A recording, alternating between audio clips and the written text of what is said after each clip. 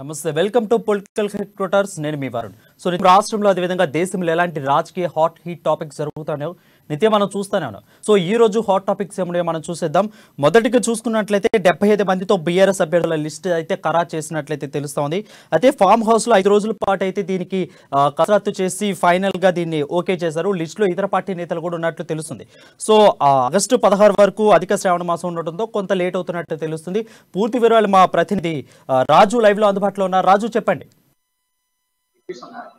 Varun, BRS party first list అభ్యర్థుల జాబితా సిద్ధమైందని చెప్పి కూడా వార్తలు వస్తున్నాయి. పార్టీ వర్గాల్లో చర్చనీయాంశంగా మారింది. ముఖ్యంగా గత 5 రోజులుగా సీఎం కేసీఆర్ ఫామ్ హౌస్ ఎర్రవల్లిలోని ఫామ్ హౌస్ లో ఈ లిస్ట్ ను కూడా ఫైనల్ చేసినట్టుగా కూడా వార్తలు వస్తా ఉన్నాయి. ముఖ్యంగా ఈ లిస్ట్ లో ఎవరైతే ఖచ్చితంగా గెలుస్తారు అనుకునే వారితో పాటు అదేవిధంగా ఇతర పార్టీ వాళ్ళ పేర్లు కూడా లిస్ట్ లో ఉన్నాయని చెప్పి కూడా చర్చలు అయితే పార్టీ వర్గాల్లో చర్చనీయాంశంగా మారింది. ముఖ్యంగా వాళ్ళు కూడా త్వరలోనే బీఆర్ఎస్ పార్టీలోకి చేరుతారని చెప్పి ప్రచారం సాగుతా ఉంది.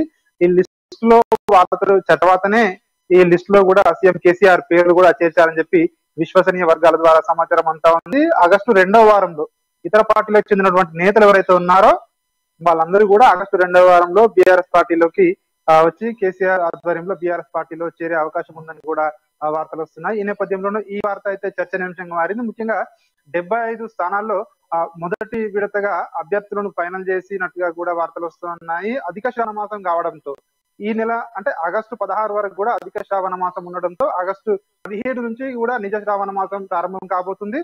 ఆగస్టు 17 తర్వాత అంటే 3వ వారంలో అభ్యర్థుల జాబితాను సీఎం కేసీఆర్ ప్రకటించే అవకాశం ఉందని తెలుస్తోంది. ముఖ్యంగా ఈ 75 మందిలో కూడా సీఎం కేసీఆర్ కూడా న్యూమరాలజీని ఎక్కువగా విశ్వసిస్తారు కాబట్టి 75 మందిలో అంటే 6 అనే నెంబర్ వచ్చే విధంగా కూడా అభ్యర్థులను ప్రకటిస్తారని తెలుస్తా ఉంది. ఇందులో 51 మందితో మొదటి లిస్ట్ కానీ లేదంటే 42 మందితో కానీ అంటే 6 సంఖ్య వచ్చే విధంగా ఈ అభ్యర్థుల జాబితాను అయితే ప్రకటిస్తారని తెలుస్తా ఉంది. ముఖ్యంగా మనం చూస్తున్నట్టయితే గతంలో వాళ్ళు బహిరంగ సభల్లో కూడా కొంతమందిని ఇప్పటికే ప్రకటించిన పరిస్థితి ఉంది. సీఎం కేసీఆర్ గానీ, కేటీఆర్ గానీ, హరీష్ రావు గానీ, ఎమ్మెల్సీ కవిత గానీ వివిధ బహిరంగ సభల్లో గానీ వివిధ జిల్లాల పార్టీ ఆఫీసుల ప్రారంభోత్సవాల్లో గానీ అక్కడికక్కడ కొందరు నేతల్ని ఇదివరకే ప్రకటించిన సంగతి మనకు తెలిసిందే. సో వచ్చే ఎన్నికల్లో ఖచ్చితంగా అధిక మెజారిటీతో ఈ అభ్యర్థిని గెలిపించాలని చెప్పి కూడా సో అప్పుడే ప్రకటించారు. అలా ప్రకటించిన వాళ్ళని చూస్తే దాదాపు 21 మందిని ఇప్పటికే ప్రకటించారు. సో అంటే 21 మందిని ఇప్పటికే ప్రకటించారు. సో వాళ్ళు సో మొదటి విడతలో ఖచ్చితంగా వాళ్ళ పేర్లు ఉంటాయి. వాళ్ళతో పాటుగా ఎవరైతే ఖచ్చితంగా గెలుస్తారు అనుకునే ధీమా ఉన్న సీట్లు ఏవైతే ఉన్నాయో హరీష్ రావు లాంటి లేదంటే ఇలాంటివి కావచ్చు లేదంటే కేటీఆర్ లాంటి ఇలాంటి సీట్లు ఏవైతే బలమైన నేతలు ఉన్నారో సో వాళ్ళు గెలుస్తారు అనుకునే వాళ్ళని సో ఇలాంటి వాళ్ళందరితో కలిసి 75 మందితో ఒక లిస్ట్ అయితే తయారు చేశారని చెప్పి తెలుస్తా ఉంది. ఇందులో 42 మందితో గానీ 51 మందితో గానీ మొదటి విడత ఒక లిస్ట్ ను అయితే ఒక సీఎం కేసీఆర్ ఆగస్టు 3వ వారం ప్రకటించే అవకాశం ఉంది. ముఖ్యంగా ఉమ్మడి నల్లగొండ జిల్లాకు సంబంధించి ఉమ్మడి జిల్లాలు చూస్తున్నట్టయితే నల్లగొండ జిల్లా, కరీంనగర్ జిల్లా, వరంగల్ జిల్లా ఈ 3 జిల్లాల నుంచి ఇతర పార్టీల సీనియర్ నాయకులు బీఆర్ఎస్ పార్టీతో టచ్ లో ఉన్నారని చెప్పి వార్తలు వస్తున్నాయి. వాళ్ళు వాళ్ళ పేర్లు ఈ లిస్ట్ లో ఉన్నాయని చెప్పి తెలుస్తా ఉంది. వాళ్ళు మరొక 2 వారాల్లో బీఆర్ఎస్ పార్టీలో చేరే అవకాశం ఉందని తెలుస్తా ఉంది. అదేవిధంగా సీఎం కేసీఆర్ ఈసారి ఈ బీ ఫామ్లు ఏవైతే ఉన్నాయో బీ ఫామ్లు కేసీఆర్ కాకుండా మంత్రి కేటీఆర్ అంటే BRS party working president KTR తో ఇప్పించే సో వార్తలు కూడా వినిపిస్తా ఉన్నాయి. ఈ మేరకు కేటీఆర్ కు అంటే పార్టీ వర్కింగ్ ప్రెసిడెంట్ కు బీ ఫామ్ లో ఇచ్చే ఆథరైజేషన్ కూడా సీఎం కేసీఆర్ ఇస్తారు త్వరలో అని చెప్పి వార్తలు కూడా వస్తున్నాయి. అంటే బీ ఫామ్ ఇచ్చే బాధ్యత ఇక నుండి కేటీఆర్ మొత్తం కంప్లీట్ గా రైట్. అయితే రాజు, చూసుకున్నట్లయితే కొంతమంది లిస్ట్ లో ఇతర పార్టీ నేతలు కూడా ఉన్నట్లయితే ఉంచింది. అయితే సీక్రెట్ గా ఉంచారా? ఒకవేళ ఆ పార్టీ నేతలు ఎవరు, వాళ్ళ పేర్లు ఏమైనా బయటకు వచ్చే అవకాశాలు ఏమైనా కనిపిస్తున్నాయా? ఇప్పటికైతే లిస్ట్ లో ఉన్న పేర్లు అయితే బయటికి రాకున్నప్పటికీ కొంతమంది అయితే ఇప్పటికే బీఆర్ఎస్ పార్టీతో టచ్ లో ఉన్నట్టు సమాచారం అంతా ఉంది. ఒకవేళ వాళ్ళ పార్టీలో కనుక వాళ్ళకు కన్ఫర్మేషన్ అంటే ఒక ఏదైతే సీటు ఖాయం కాలేదు అని అన్న సందర్భంలో ఖచ్చితంగా వస్తామని కొందరు చెప్పినట్టుగా కూడా తెలుస్తోంది. అదేవిధంగా ఇంకొక 2 వారాలు వేచి చూసే దూరంలో కొందరు ఉన్నట్టుగా కూడా తెలుస్తోంది ప్రతిపక్ష పార్టీలో. సో వాళ్ళందరూ కూడా ఒకటేసారి బీఆర్ఎస్ పార్టీలోకి వస్తారు అనే వార్తలు కూడా ఊహాగానాలు కూడా వినిపిస్తా ఉన్నాయి. ముఖ్యంగా పార్టీ అంటే పేర్లు అయితే బయటికి రాకపోయినప్పటికీ ఈ 3 జిల్లాలకు సంబంధించి అని చెప్పి వార్తలు అయితే వినిపిస్తాయి. ముఖ్యంగా ఉమ్మడి జిల్లాలు వరంగల్ జిల్లా, నల్గొండ జిల్లా, ఈ కరీంనగర్ జిల్లా నుంచి ప్రతిపక్ష పార్టీల సీనియర్ నేతలు ఉంటారని చెప్పి ఆ వార్తలు అయితే వినిపిస్తున్నప్పటికీ ఆ అభ్యర్థుల పేర్లు అయితే ఇప్పటికైతే బయటకైతే రాని పరిస్థితి ఉంది వరుణ్. చూసుకున్నట్లయితే 75 మందితో అయితే బీఆర్ఎస్ అభ్యర్థుల లిస్ట్ అయితే ఖరారు చేశారు. త్వరలో రానున్న ఆగస్టు 3వ వారంలో అయితే ఫస్ట్ లిస్ట్ని అయితే విడుదల చేసే అవకాశాలు ఉన్నాయి. గట్టిగా వీళ్ళు గెలుస్తారు అన్న వాళ్ళకైతే లిస్టులో వాళ్ళ పేర్లు దక్కించుకునే అవకాశాలు అయితే గట్టిగా కనిపిస్తుంది. Thank you Raj for the updates. Next మనం చూసుకున్నట్లయితే ఉభయ సభలు రెండూ కూడా వాడివేడిగా అయితే సాగుతా ఉన్నాయి. సో ఈ నేపథ్యంలోనే మణిపూర్ అల్లర్లపై చర్చలు ఖచ్చితంగా జరగాలి అనేది ప్రతిపక్షాలు అయితే గట్టిగా పట్టుబట్టుతున్న నేపథ్యం మనకు కనిపిస్తూ ఉంది. సో అయితే 4వ రోజు కూడా ఉభయ సభలో వాయిదాలు కొనసాగుతూ ఉన్నాయి. ఈ నేపథ్యంలోనే కేంద్రంపై అవిశ్వాస తీర్మానానికి సిద్ధమైన విపక్షాలు అయితే కేంద్ర ప్రధాని యొక్క హాట్ కామెంట్ చేశారు. ఇప్పటి వరకు ఇలాంటి దిక్కులేని ప్రతిపక్షాన్ని చూడలేదు అని అయితే ప్రధాని యొక్క హాట్ కామెంట్ చేశారు. దీని మీద ఓవరాల్ అప్డేట్స్ మా ఢిల్లీ ప్రతినిధి రాజ్ అందిస్తారు. రాజ్ చెప్పండి. వరుణ్, మణిపూర్ అంశం ఏదైతే ఉందో అది ఇంకా సీరియస్ గా, అంటే మామూలు చర్చ నుండి వెళ్లిపోయి నిరసనలు ధర్నాలు ఆ పరిస్థితిని కూడా దాటిపోయి ప్రధాని స్థాయి వ్యక్తి ఇక్కడ తీవ్ర వ్యాఖ్యలు చేసే వరకు వెళ్ళింది. నిజానికి బీజేపీ తరపున ఎవరో ఒకరు అమిత్ షా కానీ ఇతర నేతలు కానీ ప్రకటన చేస్తారని రాజ్నాథ్ సింగ్ ఇప్పటికే హామీ ఇచ్చినటువంటి నేపథ్యంలో మరోవైపు స్వల్పకాలిక చర్చకు కూడా తాము సిద్ధమేనని, అక్కడ జరుగుతున్నటువంటి పరిస్థితులను వివరిస్తామని హామీ ఇచ్చినప్పటికీ కూడా ప్రధాని మాత్రం ఇలా తప్పించుకోవడం, అంటే ఇంత సీరియస్ అంశం పైన ఏమాత్రం స్పందించకపోవడంతో కంటిన్యూగా నిరసన తెలుపుతున్నటువంటి ప్రతిపక్షాలపై ప్రధాని కూడా తీవ్ర వ్యాఖ్యలు చేశారు. ఇటువంటి పరిస్థితుల్లో అనేక బిల్స్ రావాల్సినటువంటి ఈ సమయంలో, వాటిపై చర్చ జరగాల్సినటువంటి ఈ సందర్భంలో పూర్తిగా కూడా ప్రతిపక్షాలు ఈ రకంగా చేయడం కరెక్ట్ కాదంటూ మోదీ సీరియస్ వ్యాఖ్యలు చేశారు. ముఖ్యంగా ఈ మధ్య ఏర్పడినటువంటి ఇండియా కూటమి ఏదైతే ఉందో దానిపై తీవ్ర వ్యాఖ్యలు చేసినట్టుగా మనం గమనించవచ్చు. నిజానికి మణిపూర్ అంశానికి సంబంధించి ప్రతిపక్షాలు కోరుతున్నది స్పష్టమైన ప్రకటన చేయాలని, దానికి సంబంధించి ఏ రకంగా ప్రభుత్వం నిర్ణయం తీసుకుంటోంది, అక్కడ ఉన్నటువంటి ప్రజల్ని కాపాడడానికి ఎటువంటి చర్యలు చేపట్టింది, ప్రస్తుతానికి అక్కడ ఉన్నటువంటి సీఎం వ్యవహార శైలి పూర్తిగా కూడా అంటే ప్రజల సమస్యలపై స్పందించకుండా ఉండడంతో అతని సస్పెన్షన్ చేసినా సరే నేరుగా కేంద్రం అక్కడ ఉన్నటువంటి పరిస్థితిని చక్కదిద్దాలని కోరుతున్నారు. నిజానికి వీరి డిమాండ్ లో తప్పేమీ లేదు, కానీ ప్రస్తుతం ఉన్న పరిస్థితిలో మాత్రం కేంద్రం తన బిల్స్ పాస్ చేయించుకోవడానికి ఎక్కువగా చూస్తోంది. అందుకే ఈ మధ్య ఏర్పడినటువంటి ఇండియా కూటమికి వ్యతిరేకంగా అదే రోజు ఇక్కడ ఢిల్లీలో 38 పార్టీలతో మీటింగ్ పెట్టడం జరిగింది. ఎన్డీఏకి సంబంధించి గత 2 సార్లు తను అధికారంలోకి వచ్చినప్పటికీ ఎన్డీఏ పార్టీలను ఏమాత్రం పట్టించుకొని కేంద్రంలోని బీజేపీ ఈసారి మాత్రం ఏకంగా పిలిచి వారికి సంబంధించి యోగక్షేమాలు కనుక్కొని వారిని తన గ్రిప్ లోకి తెచ్చుకుందని చెప్పవచ్చు. ఇటువంటి పరిస్థితుల్లో జరుగుతున్నటువంటి పార్లమెంట్ సమావేశాలు మొదటి నుండి కూడా మణిపూర్ అంశంతో హాట్ గా మారాయి. ఒకవైపు పార్లమెంట్ లోపల నిరసన తెలిపారు, ప్లెకార్డులు పట్టుకొని పెద్ద ఎత్తున నినాదాలు చేశారు అక్కడ ఉన్నటువంటి ప్రజలకు న్యాయం చేయాలని. మళ్ళీ నిన్న రాత్రి కూడా పూడిగా రైట్ రాజు, చూసుకున్నట్లయితే ప్రతిపక్షాలు ఏవైతే అన్ని కూటమిగా ఇండియా కూటమిగా ఏర్పడిన తర్వాత మొట్టమొదటిసారి అయితే కేంద్రం ప్రధాని మోదీ అయితే దీని మీద స్పందించారు. ఇలాంటి ప్రతిపక్షాన్ని ఇంతవరకు చూడలేదు, దిక్కులేని ప్రతిపక్షాన్ని అని. అదేవిధంగా ఈస్ట్ ఇండియా కంపెనీ పేరుతో కూడా ఇండియా ఉందన్నారు. అదేవిధంగా ఇండియన్ ముజాహిదీన్ పేరుతో కూడా ఇండియా ఉందన్నారు. ఏంటి ఇండియా పేరు పెట్టుకోవటం అని ప్రధాని మోదీ అయితే ఫస్ట్ టైం దీని మీద తీవ్రంగా వ్యాఖ్యానించారు. సో దీని మీద కాంగ్రెస్ లేదా విపక్షాలు స్పందన ఏంటి? నిజానికి ఇవి తీవ్ర వ్యాఖ్యలని చెప్పవచ్చు. ఎందుకంటే ఒక ప్రధాన స్థాయి వ్యక్తి ప్రతిపక్షాలు, అంటే నిజానికి ప్రతిపక్షంలో ఉన్నటువంటి నేతలు కూడా ప్రజాస్వామ్యబద్ధంగా ఎంపిక అయినటువంటి వారు, ఎవరంతా నేరుగా వచ్చిన వారైతే కాదు. సో అటువంటి పరిస్థితుల్లో వారు అంటే ఏ రకంగానైతే అధికార కూటమికి ఒక అధికార పక్షానికి కూటమిని ఏర్పాటు చేసుకునే వెసులుబాటు ఉంటుందో అదే రకంగా ప్రతిపక్షాలకు కూడా ఉంటుంది. సో అలా పెట్టుకున్నటువంటి వారి కూటమిని హేళన చేసే విధంగా ప్రధాని మాట్లాడడం జరిగింది. మరోవైపు అందులో వాడినటువంటి పదజాలం కూడా చాలా తీవ్రమైనటువంటి, ఒకవైపు దేశాన్ని పరిపాలించినటువంటి బ్రిటిషర్లను పోలుస్తూ, మరోవైపు దేశంలో ఉగ్రవాద కార్యకలాపాలు చేసినటువంటి ఇండియన్ ముజాహిదీన్ లాంటి సంస్థతో ఆ 2 పేర్లలో కూడా ఉన్నటువంటి వాటిని పేర్కోవడం జరిగింది. నిజానికి బీజేపీ మొదటి నుండి కూడా ఇండియా వర్సెస్ భారత్, అంటే తన మోటో ఏదైతే ఉందో దాన్ని ఇక్కడ కూడా చూపిస్తుంది. ఇందులో కూడా రాజకీయ పరమైనటువంటి ప్రచారమే చేస్తుంది. ఒకవైపు గతంలో కంటే కూడా ప్రతిపక్షాలు ఈసారి నిజంగా బలపడ్డాయని చెప్పవచ్చు. ఎందుకంటే ఒక బీజేపీ ఏమో పెద్ద ఎత్తున సీట్లను పెంచుకోవాలనే ఉద్దేశంతో ఉంటే దానికి రివర్స్ లో పరిస్థితి ఉంది. దక్షిణాదిలో బలహీనపడింది, ఉత్తరాదిలో కూడా కీలక రాష్ట్రాల్లో కొంతవరకు వెనకడిందని చెప్పవచ్చు.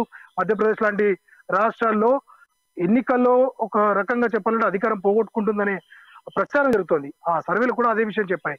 ఇటువంటి పరిస్థితుల్లో వాటిని మరింత బలహీనపరిచే విధంగా, ప్రజల్లో చులకన చేసే విధంగా ఎదురు దాడికి దిగిందని చెప్పవచ్చు. పూర్తిగా కేవలం ఒక సమాధానంతో చర్చను ముగించగలిగే స్థాయి వ్యక్తి ఏకంగా విపక్ష స్థాయి నేతలపై ఇంత తీవ్రంగా వ్యాఖ్యలు చేయడంతో వారు కూడా ఆగ్రహం వ్యక్తం చేస్తున్నారు. తాము నిరసన తెలిపే హక్కు ఉన్న ప్రజాస్వామ్యబద్ధంగా ఎంపికైనటువంటి ఎంపీలమని. Right, thank you Raj. అది చూసుకున్నట్లయితే ఢిల్లీలో సమావేశాలు రెండు కూడా ఉభయ సభలు వాడివేడిగా జరుగుతున్నాయితే తెలుస్తోంది. గట్టిగా ప్రతిపక్షాలు కూడా పట్టుపడుతూ ఉన్నాయి. మణిపూర్ అల్లర్లపై మాకు చర్చ జరగాలి, చర్చ జరపాల్సిందే అని ప్రతిపక్షాలు కూడా గట్టి పట్టుపట్ట నేపథ్యంలో వాయిదాల పరం అయితే సాగుతుంది. చూడాలి, ఇంకా కొన్ని రోజులుంది. ఉభయ సభలు కూడా రెండు కూడా ఎలాగే హాట్ టాప్గా జరుగుతూ ఉందో చూడాల్సి. నెక్స్ట్ మనం చూసుకున్నట్లయితే దళిత బంధు, అదేవిధంగా రైతు బంధు, ఎలాంటి అయితే స్కీమ్లు తెలంగాణ ప్రభుత్వం ఏర్పాటు చేస్తుందో, ప్రజలకు అందిస్తుందో, అదేవిధంగా కొత్త స్కీమ్తో వచ్చింది మైనారిటీ బంధు. ఈ బంధు మీద బీజేపీ అయితే గరంగా ఉన్నట్లయితే మనకు తెలుస్తోంది. అయితే ఎన్నికల సంఘానికి అయితే లేఖ రాయాలని నిర్ణయించుకుంది. ఓటర్లను ఆకర్షించే విధంగానే ఈ కొత్త స్కీమ్ చేశారు అంటూ ఆరోపణలు అయితే బీజేపీ చేస్తోంది. దీనికి ఈసీకి కూడా కంప్లైంట్ అయిపోతుంది. సో దీని మీద పూర్తి అప్డేట్స్ మా బ్యూరో చీఫ్ కృష్ణమూర్తి లైవ్ లో అందుబాటులో ఉన్నారు. కృష్ణమూర్తి, చెప్పండి, ఎందుకు బీజేపీ దీన్ని అడ్డుకుంటుంది? Thank you Varun. ఎన్నికలు ముంచుకొస్తున్న వేళ రాష్ట్ర ప్రభుత్వం కొత్త పథకాలను తెరపైకి తీసుకొస్తా ఉన్నది. అందులో భాగంగానే మైనార్టీ బంధు పథకాన్ని తెరపైకి తీసుకొచ్చింది. మైనార్టీలలో అర్హులైన వాళ్లకు ₹1,00,000 100% రాయితీతో ఇస్తామని చెప్పి ప్రకటించి దానికి సంబంధించిన ప్రభుత్వం జీవో కూడా జారీ చేసింది. అయితే ఆ జీవో మీద ఏ రోజు అనేది తేదీ, అంటే జీవో జారీ తేదీని పేర్కొనకపోవడాన్ని బీజేపీ తప్పుపడతా ఉన్నది. మరోపక్క ఎన్నికలు కేవలం 4-5 మాసాల్లోనే ఉన్న నేపథ్యంలో మైనార్టీ బంధు పథకాన్ని తీసుకురావడం ఎంతవరకు సమంజసమని చెప్పి బీజేపీ ప్రశ్నిస్తూ ఉంది. అంటే మత ప్రాతిపదికన ఆల్రెడీ బీసీ బంధు అంటే బీసీ వర్గాలకు సంబంధించి కులవృత్తులకు సంబంధించి, అంటే బీసీ కులవృత్తులను ప్రోత్సహించేందుకు బీసీ బంధు పథకాన్ని తీసుకొచ్చింది. దళిత బంధు విషయంలో అణగారిన వర్గాలు, అనాదిగా అణగారిన వర్గాలుగా పేరున్న వాళ్ళందరూ కూడా అంటే వాళ్ళను అప్గ్రేడ్ చేయాలి, ఆర్థికంగా సుస్థిరపరచాలి, బలోపేతం చేయాలని అనే ఉద్దేశంతో దళిత బంధు తీసుకొచ్చింది.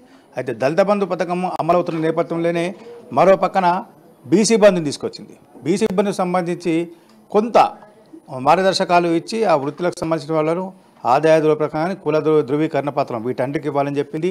పరిమిత గడువు పెట్టడంతో చాలామంది దానికి దరఖాస్తు కూడా చేసుకోలేకపోయారు. ఈ నేపథ్యంలో అంటే బీసీ బంధును పూర్తి స్థాయిలో అమలు చేయకుండానే, దళిత బంధును పూర్తి స్థాయిలో అమలు చేయకుండానే, దళిత బంధును అంటే కొంతమందికి అక్కడక్కడ కొంతమందికే ఉందా, మిగతా చాలామంది అందాల్సిన అవసరం ఉంది. చాలామంది దరఖాస్తు చేసుకుని దళిత బంధు 10 లక్షల కోసం ఎదురు చూస్తూ ఉన్నారు.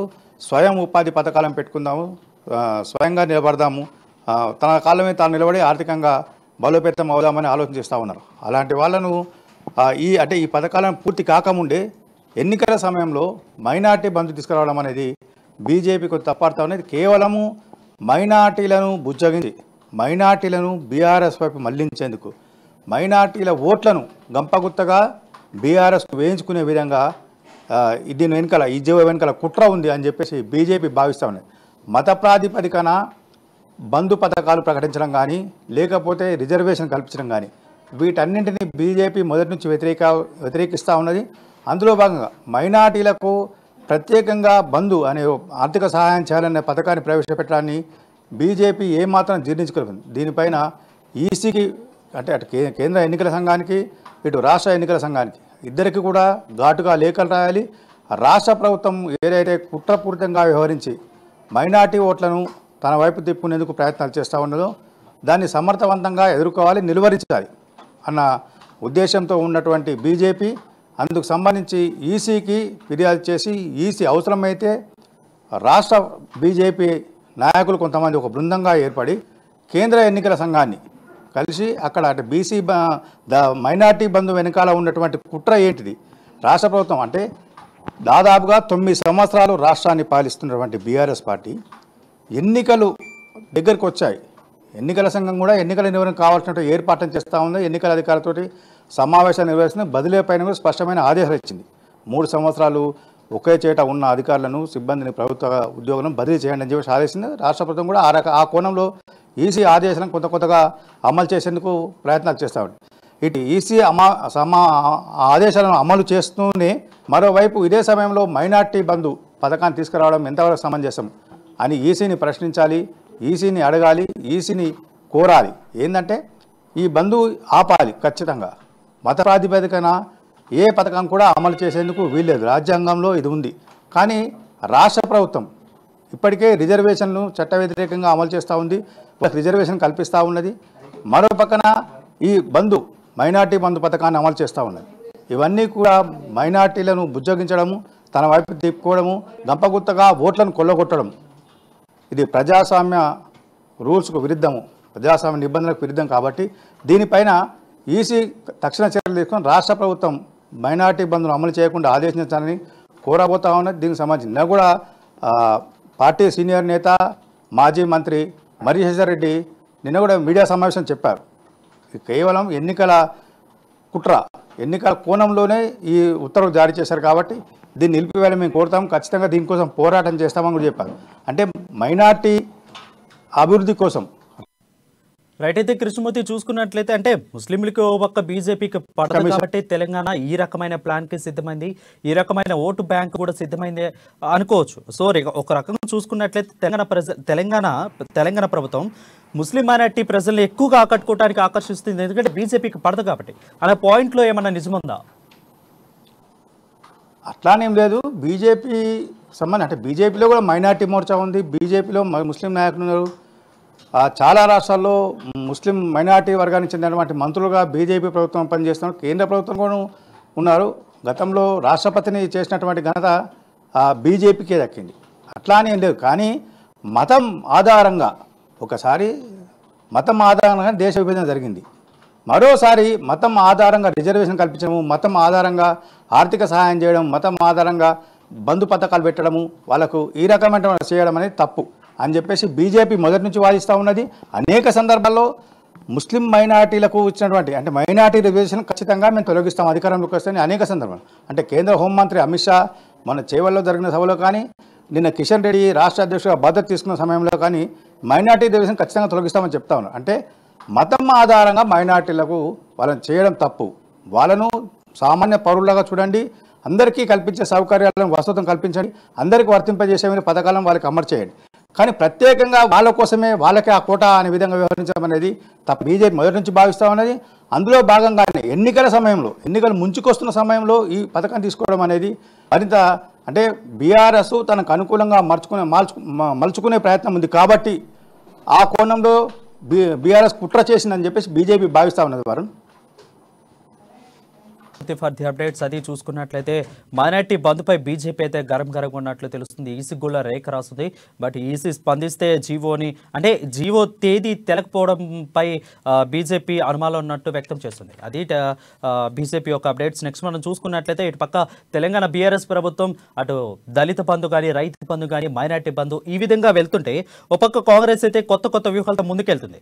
ఎలాగంటే సామాజిక సమీకరణలపై ప్రత్యేక దృష్టి సారించింది. బీసీ ఓట్ బ్యాంక్ పై కాంగ్రెస్ అయితే స్పెషల్ ఫోకస్ చేసింది.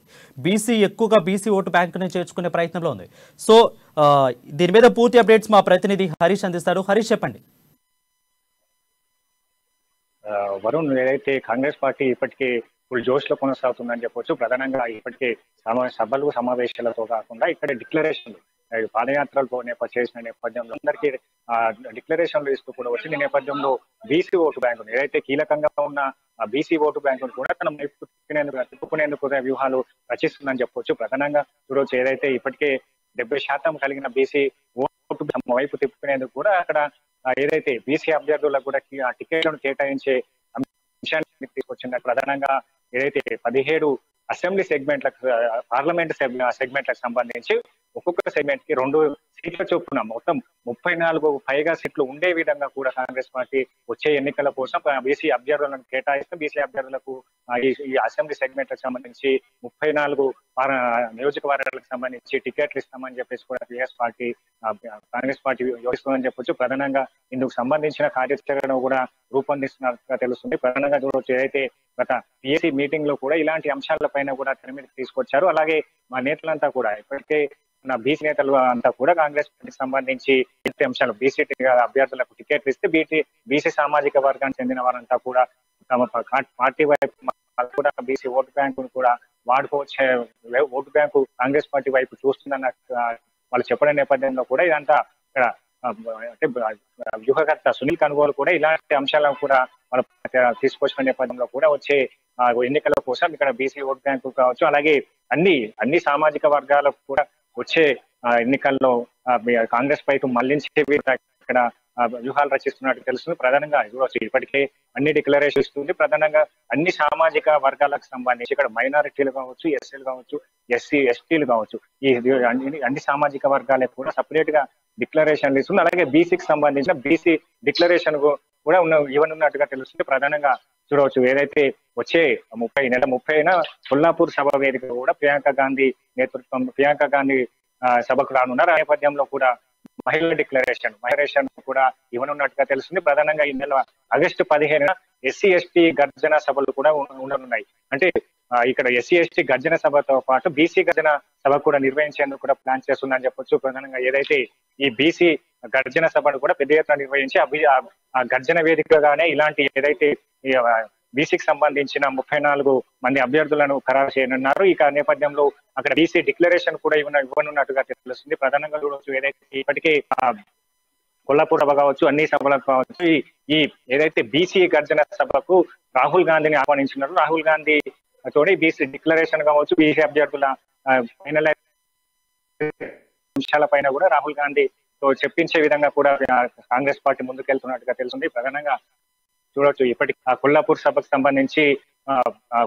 అక్కడ ఏ విధంగా ఉండాలి, మహిళా డిక్లరేషన్ అంటే అక్కడ చేరికల అంశాలపైన కూడా ఇప్పటికే నేతలంతా నిమగ్నమయ్యారని తెలుస్తుంది. ప్రధానంగా వచ్చే ఆగస్టు 15న ఎస్సీ ఎస్టీ గర్జన ఉన్నది. ఈ నేపథ్యంలో ప్రియాంక గాంధీ రానున్నారు. బీసీ గర్జనకు రాహుల్ గాంధీ అలాగే మల్లికార్జున ఖర్గేను ఆహ్వానించనున్నారు. ఓవరాల్ గా చూసుకున్నట్లయితే అటు రైతు డిక్లరేషన్ కానీ, యూత్ డిక్లరేషన్ కానీ, రేపు జరగబోయే మహిళా డిక్లరేషన్, ఈ మూడు చూసుకున్నట్లే ఒక రకమైనవి. బట్ ఇప్పుడు చూసుకున్నట్లయితే కాంగ్రెస్ పార్టీ కొత్తగా బీసీ డిక్లరేషన్ అయితే ఏర్పాటు చేస్తుంది. అంటే ఓట్ బ్యాంక్, అంటే క్యాస్ట్ పరంగా. సో బీసీలు కాంగ్రెస్ ప్రభుత్వాన్ని నమ్మే అవకాశాలు ఏమైనా కనిపిస్తున్నాయి రాబోయే రోజుల్లో? మీరు చెప్పినట్టు ఎస్సీ ఎస్టీకి కూడా డిక్లరేషన్ ప్రకటించే అవకాశాలు ఉన్నట్లు తెలుసు. సో ఒక పక్క రైతు కానీ, యూత్ కానీ, మహిళా ఈ వేరు, క్యాస్ట్ వేరు. సో క్యాస్ట్ పరంగా ప్రజలు కాంగ్రెస్ పార్టీని ఆదరించే అవకాశాలు ఏమైనా కనిపిస్తున్నాయా? ఖచ్చితంగా వారు ఏదైతే చూడవచ్చు, ఇప్పటికే మైనారిటీ ఎస్సీ ఎస్టీ మైనారిటీ డిక్లరేషన్లతో పాటు వాళ్ళకు సబ్ ప్లాన్ ఏర్పాటు చేస్తామని చెప్తున్నారు. అలాగే గిరిజనులకు సంబంధించి కూడా ప్రత్యేకంగా ఆదివాసీ డిక్లరేషన్ కూడా తీసుకురానున్నట్టుగా తెలుస్తుంది. అలాగే అంటే ప్రధానంగా చూడవచ్చు, ఏదైతే అన్ని సామాజిక వర్గాలకు సంబంధించి ఏ విధంగా ఉండాలి అనే దానిపైన కూడా వచ్చే ఎన్నిక వాళ్ళకి ఎలాంటి హామీలు ఇవ్వాలి, ఎలాంటి పథకాలు ప్రవేశపెట్టాలి, వాళ్ళకి సంబంధించిన దానిపైన కూడా డిక్లరేషన్ ఇచ్చే విధంగా ఉంది. అంటే ఇప్పుడు చూడవచ్చు, ఇక్కడ బీసీ ఓటు బ్యాంక్ అధికంగా ఉంటుంది, అలాగే ఎస్సీ ఎస్టీ ఓటు బ్యాంక్ ఉంది. అంటే అన్ని సామాజిక వర్గాలను ఇక్కడ టికెట్ల కేటాయింపు మొదలుకొని అలాగే డిక్లరేషన్ల వరకు కూడా అన్ని సామాజిక వర్గాలను వైపు తిప్పుకునేందుకు కూడా వ్యూహాలు రచిస్తుందని చెప్పొచ్చు. ప్రధానంగా ఏదైతే బీఆర్ఎస్ పార్టీకి సంబంధించి బీసీ అంటే 70% ఓటు బ్యాంక్ కలిగిన బీసీ అభ్యర్థులు కావచ్చు, అలాగే అలాంటి వారిలో బీసీకి సంబంధించిన మంత్రిత్వ శాఖలో కావచ్చు, అలాగే కేబినెట్ లో కావచ్చు, వాళ్ళంతా తక్కువగా ఉన్నారు. ఈ నేపథ్యంలో కాంగ్రెస్ పార్టీ అత్యధికంగా బీసీలకు వాళ్ళు ప్రాధాన్యత ఇస్తున్న క్రమంలో కూడా అక్కడ బీసీ ఓటు బ్యాంక్ అయితే మళ్ళీ అవకాశం ఉంది. అలాగే ఎస్సీ ఎస్టీకి సంబంధించిన వాళ్ళకు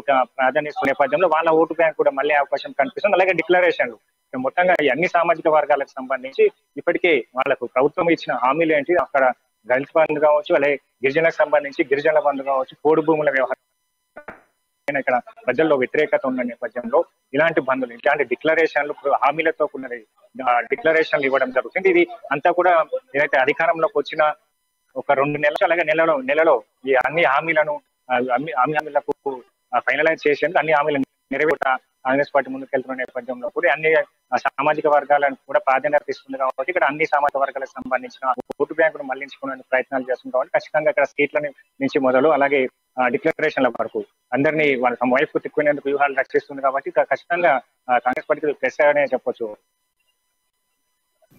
రైట్, థ్యాంక్ యూ రాజు. అది చూసుకున్నట్లయితే కర్ణాటక ఎలక్షన్స్ తర్వాత కాంగ్రెస్ పార్టీలో కొత్త జోష్ వచ్చిందని అయితే మనం ఖచ్చితంగా చెప్పవచ్చు. పక్క రైతు declaration, youth declaration, BC declaration, మహిళా డిక్లరేషన్, ఇలా కొత్త వాటికైతే కాంగ్రెస్ పార్టీ తెరలేపుతుందని చెప్పవచ్చు. 34 మంది బీసీ అభ్యర్థుల్ని బరిలోకి దించే ఆలోచనలు అయితే కాంగ్రెస్ పార్టీ ఉందంటే అది మామూలు విషయం కాదు. సో బీసీలకి ఎక్కువ ప్రాధాన్యత ఇస్తుంది ఫస్ట్, తర్వాత ఎస్సీ ఎస్టీ లాగా ప్రతి ఒక్కరికి డిక్లరేషన్ చేసుకుంటా వెళ్తుంది అనేది క్లియర్ కట్గా మనకు తెలుస్తుంది. ఇది వాటి పొలిటికల్ హెడ్ క్వార్టర్స్. మరొక పొలిటికల్ హెడ్ క్వార్టర్స్ మళ్ళీ కలదాం. అంటే చూస్తూనే ఉండండి అమ్మా న్యూస్.